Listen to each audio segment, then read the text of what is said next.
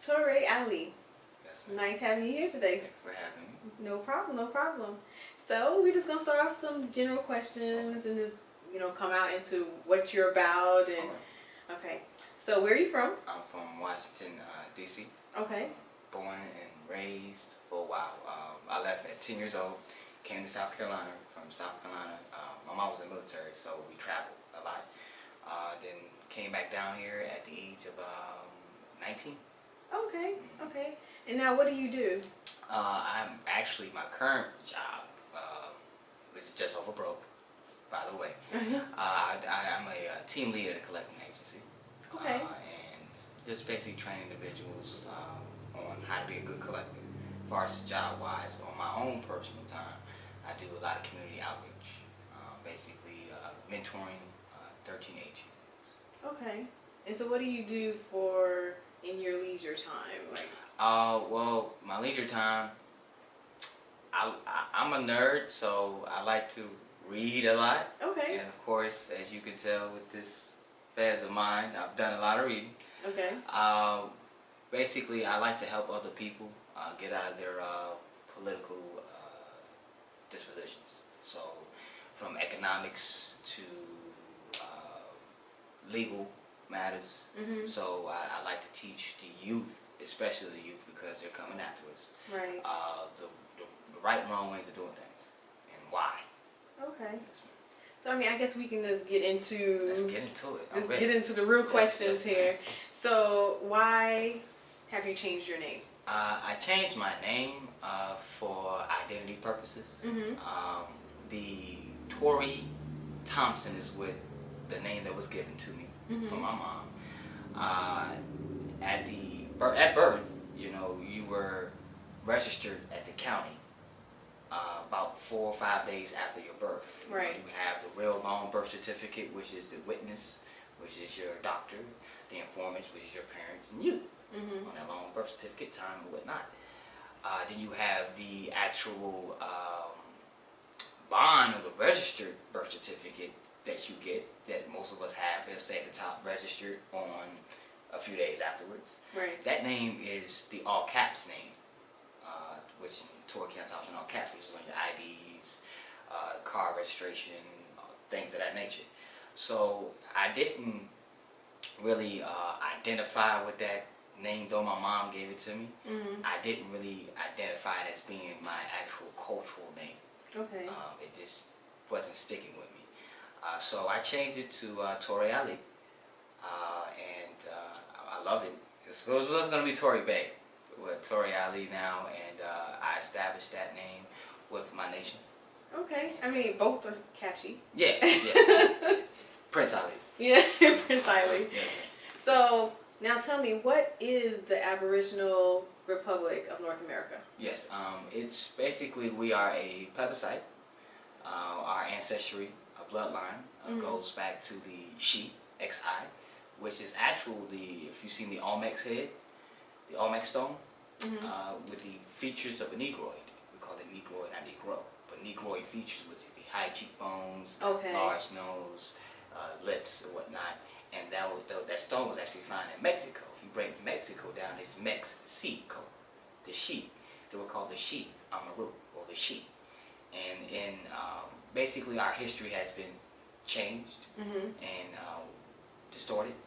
And so basically we are claiming that bloodline that we have the right to claim according to the Universal Declaration of Human Rights, Article 15. Everyone has the right to claim a nationality.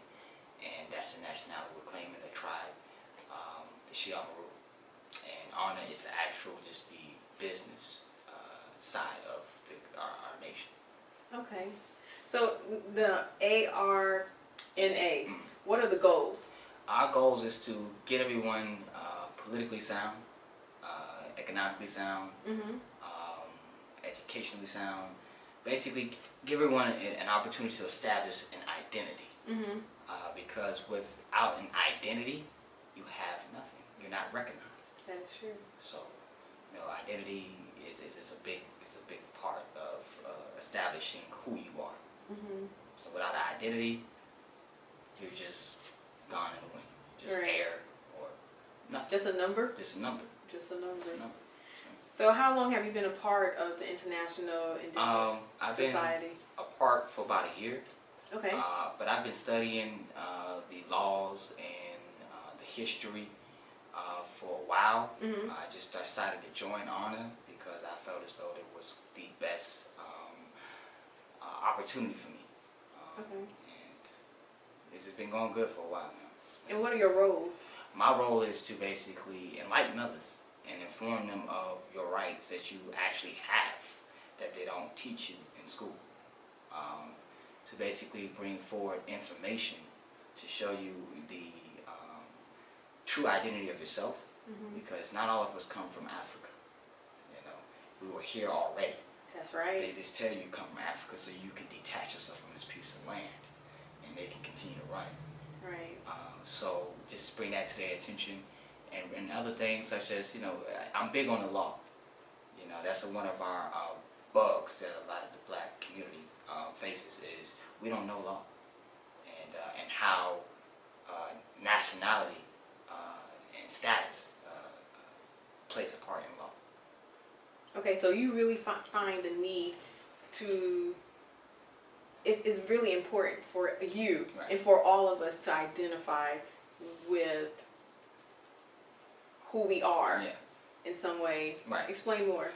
Basically, a lot of people, I ask a lot of people, you know, what is your nationality? They say they're African American, you know, and you cannot be part of two continents at one time, either one or the other, and you can't be a continent, you know. For example, you know, I got friends in Africa, or from Africa, and they're like Kenyan, and they're from Kenya, or Sudan, and South African, South Africa, and they kind of get insulted when you call them African. They'll be like, I'm Kenyan, or I'm Sudanese, you know. They don't say I'm African. So when I ask people here, you know, especially our community, what is your nationality? They say I'm African American. I said, well, where is that?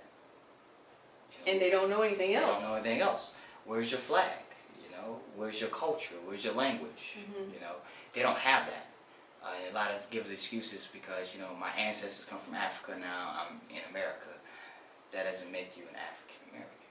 Right. You know? That's so sad that we don't know Right. what parts of Africa Right. we come from. Right. We don't know where we come from, period. We either associate ourselves with given titles like black, Negro, colored, African American. These are titles that were given to us by the same system that oppressed us. Now, what are some of the benefits of correction of nationality? Okay. Yeah, some of the benefits is, of course, standing at law, which is your status. Okay. You know, you're standing at law. Financial remedies, such as tax exemptions. You know, no property tax, sales tax, income tax, because you are protected via treaties from these excessive taxes that this government places on people. When you put yourself in a particular category, you will get taxed. Right. If you know, make it known your status and your position, your nationality, you are protected from certain treaties. Another thing is this being fully aware of your surroundings and the world of politics. You know, knowing how to contract with people. You know, people don't understand what a contract is. They think a contract is just a piece of paper you sign, but not understanding that a contract takes two people, because it's an agreement amongst two. So anytime you sign it by yourself, it's not a contract. Right. So the benefit of doing that, or becoming aware of your status, is you becoming aware of all things. You know, when you learn the history, you learn the laws throughout because of the history. You know, if you know law, you got to know the history. You got to know how it took place. And how long does it take to study this? It really depends on the individual. You know, for me, I was always a go-getter, so I've always wanted to know why. So until I found out why, my mind and my time was in a book, in research.